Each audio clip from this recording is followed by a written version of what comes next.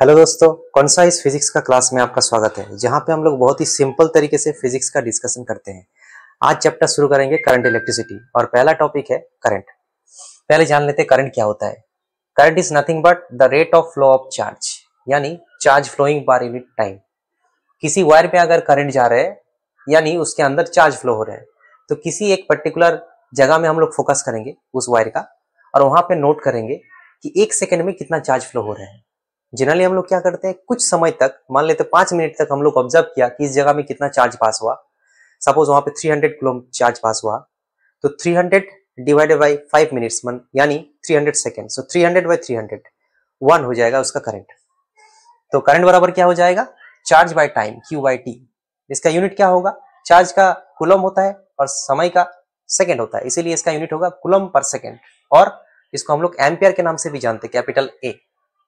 लेकिन यहाँ पे एक इंपॉर्टेंट चीज हम लोग को ध्यान में रखना है कि this formula is valid for constant rate of flow, यानी चार्ज एक कांस्टेंट रेट में फ्लो होगा तो इस फॉर्मूला को हम लोग यूज कर सकते हैं। लेकिन अगर समय के साथ साथ चार्ज का अमाउंट अगर चेंज होता रहता है, वेरिएबल रेट में फ्लो होता है, सपोज पहला 5 मिनट में जितना कूलम चार्ज हुआ पास हुआ, नेक्स्ट 5 मिनट में अलग अमाउंट का चार्ज पास हो रहा है, तो उस केस में हम लोग इसका यूज नहीं कर सकते।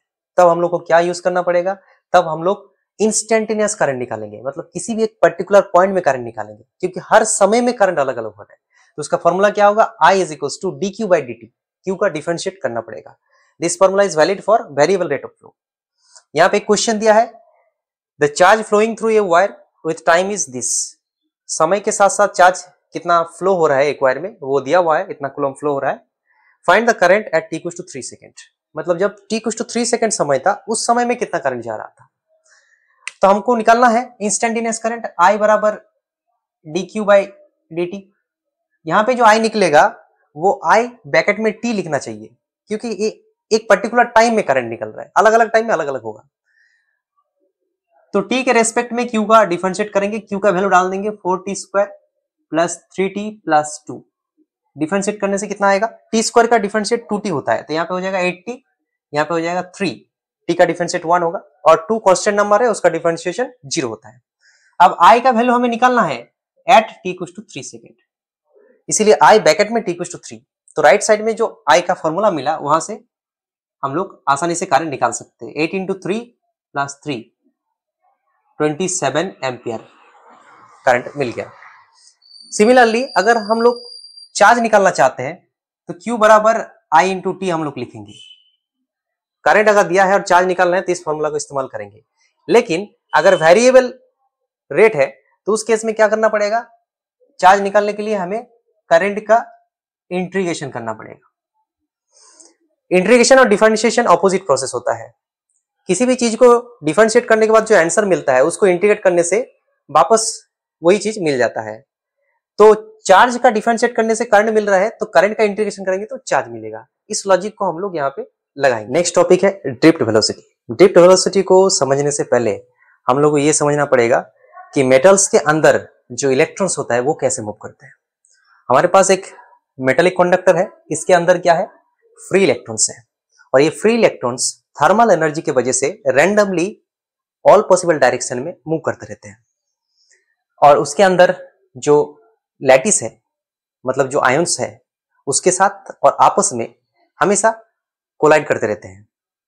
अगर हम लोग शुरुआत में स्टार्टिंग कंडीशन में, मतलब इस कंडीशन में वेलोसिटीज का एवरेज निकालेंगे तो क्या आएगा, 0 आएगा, क्योंकि there is no net velocity. कोई इधर जा रहा है, कोई इधर जा रहा है, कोई ऊपर जा रहा है, कोई नीचे जा रहा है, सबको मिला के अगर एवरेज निकालेंगे तो नेट आउटपुट कितना हो जाएगा, 0। यहाँ पे हम लोग थोड़ा सा ध्यान से देखेंगे कि एक इलेक्ट्रॉन दूसरा इलेक्ट्रॉन के साथ या फिर लैटिस के साथ धक्का खाता है, मतलब कॉलिशन होता है। उसके बाद कुछ देर तक वो फ्री रहता है, उसके बाद दोबारा किसी के साथ धक्का होता है। ये जो टाइम गैप रहता है दोनों कॉलिशन के बीच में, इसको हम लोग बोलते हैं फ्री टाइम। उस दौरान वो क्या होता है, फ्री मूव करता है, उसमें कोई भी कॉलिशन नहीं होता है। अभी इस रैंडम डायरेक्शन को एक डायरेक्शन देने के लिए हम लोग बाहर से क्या अप्लाई किया, हम लोग बाहर से एक इलेक्ट्रिक फील्ड अप्लाई किया bye connecting it with battery. अगर हम लोग इसको बैटरी के साथ कनेक्ट कर देंगे तो एक इलेक्ट्रिक फील्ड जनरेट होगा, plus two minus. Electric field क्या करता है, चार्ज के ऊपर फोर्स लगाते हैं, तो वो इलेक्ट्रॉन के ऊपर फोर्स लगाएगा। कितना फोर्स लगाएगा, एफ बराबर charge into electric field minus E into E. Minus E electron का चार्ज होता है और ई इलेक्ट्रिक फील्ड है। तो अगर फोर्स लगेगा तो वहां पे एक्सेलरेशन भी बनेगा। एक्सेलरेशन बराबर कितना होता है? फोर्स बाय मास होता है फ्रॉम न्यूटन सेकेंड लॉ। तो क्या हो जाएगा? Minus E by M into E. इतना एक्सेलरेशन प्रोड्यूस होगा एक इलेक्ट्रॉन में। जब इलेक्ट्रॉन किसी के साथ कोलिशन करेगा और कुछ देर तक फ्री रहेगा, उसके बाद अनदर कोलिशन करेगा, ये जो फ्री टाइम है उस दौरान उसका वेलोसिटी इस रेट में बढ़ेगा।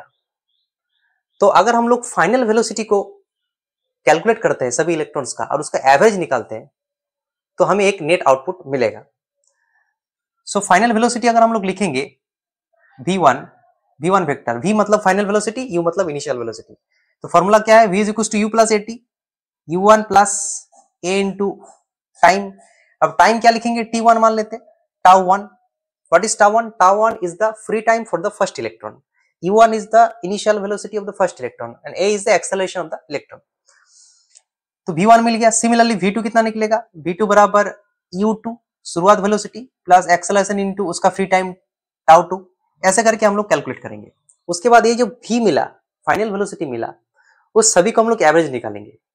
सो v का एवरेज, फाइनल वेलोसिटी का एवरेज, ये एवरेज का सिंबल है, इसमें हम लोग वेक्टर साइन भी दे सकते हैं। तो वो क्या होगा?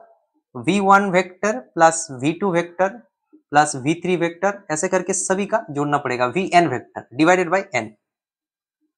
अब v1 का वैल्यू कितना है? v1 का वैल्यू है u plus at, u1 plus a into tau one plus u2 plus a into tau two. ऐसे करके सब टर्म को हम लोग को लिखना पड़ेगा और उसके बाद n देके डिवाइड करना पड़ेगा। अगर हम लोग u1, u2, u3 ये सब टर्म को अलग से लिखेंगे, अरेंज कर लेंगे, तो u1 plus u2 plus u3 plus un ऐसे हो जाएगा। और यहाँ पे क्या हो जाएगा? a कॉमन आ जाएगा और क्या बचेगा? Tau one plus tau two plus tau three plus dot dot tau n divided by क्या हो जाएगा? n। इस फ्रैक्शन को अगर ठीक से देखेंगे तो यहाँ पे हो जाएगा this by n plus a into this by n। तो यहाँ पे जो है पहला वाला टर्म वो क्या हो जाएगा? u1 plus u2 plus un तक जो है by n plus a tau one tau two tau n by n। ये वाला जो टर्म है ये क्या है? ये तो शुरुआती जो वेलोसिटी था, इनिशियल वेलोसिटी, उसका एवरेज है। उसका एवरेज कितना था? 0 था। तो लिख देंगे u का एवरेज बराबर plus a into tau. What is tau? ये जो टाउ का एवरेज निकाला उसको हम लोग टाउ नाम दिया। टाउ वन टाउ टू ऐसा करके जितना भी टाइम मिला उसको एवरेज कर लिया। तो ये क्या था? Free times. फ्री टाइम्स का एवरेज निकालेंगे तो ये क्या आ जाएगा? एवरेज फ्री टाइम और मीन फ्री टाइम आ जाएगा। इसका वैल्यू 0 होता है तो हम लोग इसको यहाँ पे लिखेंगे। सो v बराबर क्या हो जाएगा? v का जो एवरेज हो जाएगा दैट इज बराबर 0 प्लस a इंटू टाउ। ये तो 0 हो जाएगा, हमें पता है कि ये 0 होता है, पहले ही निकाला था। अब a का वैल्यू हम लोग डाल देते हैं। a का वैल्यू कितना था? Minus E tau by M हो जाएगा इंटू ई। ये हो गया हमारा वेलोसिटी का formula. What is this? This is the average velocity, final average velocity. इसी को हम लोग बोलते हैं ड्रिफ्ट वेलोसिटी। तो इसको हम लोग ऐसे सिंबल यूज करेंगे, v ड्रिफ्ट बराबर क्या हो जाएगा? Minus E tau by M into E. इसको बॉक्स कर लेंगे, बहुत ही इंपॉर्टेंट एक फॉर्मूला हम लोग को मिला। This is called drift velocity. इसको लैंग्वेज में कैसे लिखेंगे कि कोई भी मेटल के अंदर इलेक्ट्रॉन्स एवरेजली कितना वेलोसिटी के साथ मूव करता है under the application of electric field, उसको हम लोग बोलते हैं drift velocity. The average velocity with which electrons move inside a metallic conductor under the application of electric field is called drift velocity, and the formula is v drift is equals to minus e tau by m into। अब next हम लोग derive करेंगे current density और drift velocity के बीच में relation. तो पहले जान लेते हैं व्हाट इज करंट डेंसिटी। किसी वायर में सपोज ए एरिया में I करंट फ्लो हो रहा है, तो I बाय A करेंगे तो करंट डेंसिटी मिलेगा J, मतलब current per unit area is called current density. इसका यूनिट क्या होगा? Ampere per metre square. अब करंट डेंसिटी के साथ ड्रिफ्ट वेलोसिटी का रिलेशन निकालने के लिए हम लोग एक वायर कंसीडर किया। इस वायर में कंटिन्यूअस इलेक्ट्रॉन फ्लो हो रहा है। हम लोग जानना चाहते हैं कि इसके अंदर कितना करंट फ्लो हो रहा है। तो जैसे कि आप लोगों को पता है, करंट निकालने के लिए हम लोग को क्या करना पड़ेगा, किसी एक पर्टिकुलर पॉइंट, सपोज ए पॉइंट में हम लोग ऑब्जर्व करेंगे कि 1 सेकंड में कितना चार्ज पास हो रहा है। अब यहाँ पे ए पॉइंट है, कुछ देर बाद और एक पॉइंट है बी पॉइंट। अभी इलेक्ट्रॉन का वेलोसिटी है drift velocity, velocity of electron मान लेते हैं vd, ड्रिफ्ट वेलोसिटी, क्योंकि ड्रिफ्ट वेलोसिटी के साथ ही इलेक्ट्रॉन मेटल के अंदर मूव करता है। तो t समय में कितना दूरी जाएगा, vd इंटू टी। तो t समय में यहाँ पे जो इलेक्ट्रॉन्स है, यहाँ पे जो इलेक्ट्रॉन्स है वो यहाँ पे पहुंच जाएगा। कितना दूरी पहुंचेगा, vd इंटू टी। तो t समय में यहाँ का जितना भी इलेक्ट्रॉन है यहाँ पे पहुंच जाएगा, उसका पीछे का जो इलेक्ट्रॉन यहाँ पे पहुंच जाएगा, ऐसे पहुंच जाएगा। तो अभी ये जो सेक्शन हमें मिला, एक इमेजिनरी सिलेंडर मिला, इसका वॉल्यूम निकाल लेते हैं। Volume of the mark section कितना हो जाएगा, लेंथ हो गया vd इंटू टी और एरिया a है, इतना हो जाएगा इसका वॉल्यूम। अब मान लेते हैं n is the concentration of electron, मतलब इस वायर के पर यूनिट वॉल्यूम में n नंबर ऑफ इलेक्ट्रॉन्स है, n नंबर ऑफ इलेक्ट्रॉन्स पर यूनिट वॉल्यूम। तो इतना वॉल्यूम में कितना इलेक्ट्रॉन रहेगा, n into this volume vd into T into a, इतना इलेक्ट्रॉन्स है। अब इस सेक्शन में जो इलेक्ट्रॉन अभी मौजूद है वो t समय पहले कहां था, t समय पहले लेफ्ट साइड में था। इसका मतलब t समय होते होते ये लेफ्ट वाला इलेक्ट्रॉन यहाँ पे आके जमा हुआ है। तो प्रेजेंटली यहाँ पे जो इलेक्ट्रॉन्स है वो t समय पहले यहाँ था, यानी ये a पॉइंट में गुजरा है। तो t समय में a पॉइंट में कितना इलेक्ट्रॉन गुजरा है, जितना इलेक्ट्रॉन अभी इस घर में मौजूद है। तो इस घर में कितना इलेक्ट्रॉन मौजूद है, इतना इलेक्ट्रॉन मौजूद है। तो इतना इलेक्ट्रॉन का चार्ज कितना हो जाएगा, number of electrons n vd ta, और एक इलेक्ट्रॉन का चार्ज e होता है। हम लोग यहाँ पे स्केलर लेके करेंगे, प्लस माइनस अभी नहीं लेंगे, बाद में हम लोग डाल देंगे। तो यही वाला है ए पॉइंट के थ्रू t समय में गुजरने वाला चार्ज। तो अगर चार्ज मिल गया तो करंट निकाल सकते हैं। करंट बराबर क्या होता है, चार्ज पर यूनिट टाइम। तो चार्ज लिखेंगे n vd tae by time, time time cancel हो जाएगा, क्या बचेगा, n e a vd, ये हो गया करंट। तो करंट डेंसिटी हम लोग निकाल सकते हैं, J बराबर I बाई A होता है। तो क्या मिल जाएगा, n e vd, दो रिलेशन हम लोग को मिल गया, J equals to n e vd। तो करंट डेंसिटी के साथ ड्रिफ्ट वेलोसिटी का एक रिलेशन हमें मिल गया। अब एनसीईआरटी से एक न्यूमेरिकल हम लोग सॉल्व करेंगे ड्रिफ्ट वेलोसिटी के ऊपर। The number density of free electrons of a copper conductor is this, मतलब कॉन्सेंट्रेशन दिया हुआ है, पर यूनिट वॉल्यूम में कितना नंबर ऑफ इलेक्ट्रॉन्स है कॉपर के अंदर वो दिया है पर मीटर की। How long does electron take to drift from one end of the conductor to another end of 3 metre long, मतलब जो लेंथ है कंडक्टर का वो 3 मीटर है और इसको कवर करने के लिए कितना समय चाहिए ये पूछा है। तो कितना समय चाहिए वो जानने से पहले हम लोग को जानना पड़ेगा ड्रिफ्ट वेलोसिटी का वैल्यू। तो पहले ड्रिफ्ट वेलोसिटी कैलकुलेट करना पड़ेगा। The area of the cross section दिया हुआ है, एरिया दिया है आपका 2 × 10⁻⁻⁶ मीटर स्क्वायर एंड करंट दिया है 3 एम्पियर।